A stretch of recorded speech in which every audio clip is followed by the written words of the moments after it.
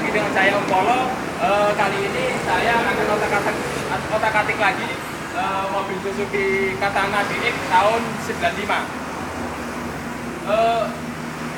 Knalpotnya pakai sistem standar, tapi ini nanti akan memakai pipa, jadi los. Nah, kita langsung saja coba dengan dengarkan suaranya.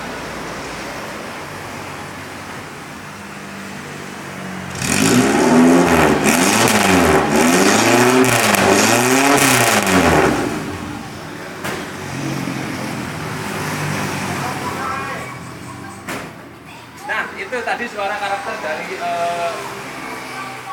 Suzuki Katana tahun 95 memakai pipa dari depan sampai belakang, pipa los. Mungkin itu video dari saya. Jangan lupa subscribe sama like untuk menyaksikan video-video saya selanjutnya. MTC luar biasa, jos.